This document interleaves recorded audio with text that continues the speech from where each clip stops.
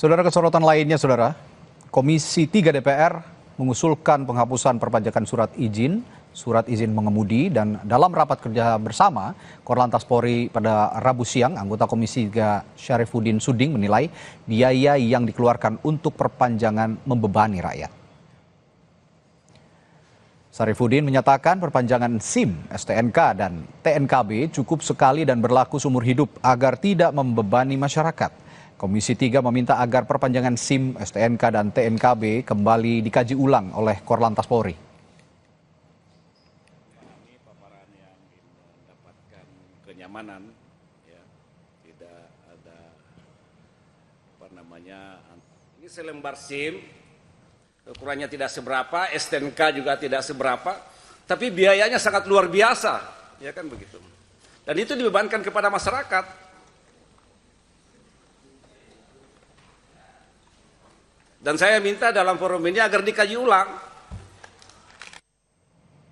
Sorotan lainnya, Saudara, kasus kekerasan terhadap anak di daycare kembali terjadi. Kali ini menimpa anak usia 1 tahun yang disiram oleh air panas oleh pengasuhnya sendiri. Peristiwa ini terjadi di daycare kawasan Pengasinan, Sawangan, Depok, Jawa Barat. Pelaku yang baru bekerja selama 5 bulan diduga menyiram air panas kepada sang anak karena kesal. Ia sempat melapor kepada orang tua korban dengan pura-pura tidak tahu perihal luka di tubuh korban. Kapolres Metro Depok, Kombes Arya Perdana, menyampaikan kondisi korban alami luka bakar di bagian bahu, telinga, dan punggung. Pelaku diancam hukuman maksimal 5 tahun karena perbuatannya.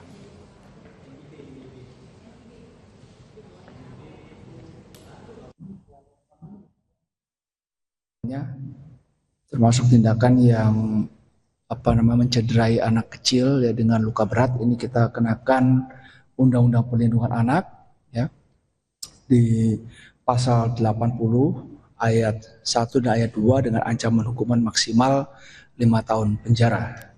Per hari ini sedang dirawat di rumah sakit, dan semoga masih bisa pulih ya. Kita turut prihatin ya terhadap anaknya itu, karena memang kulitnya ngelupas, itu parah, cukup parah.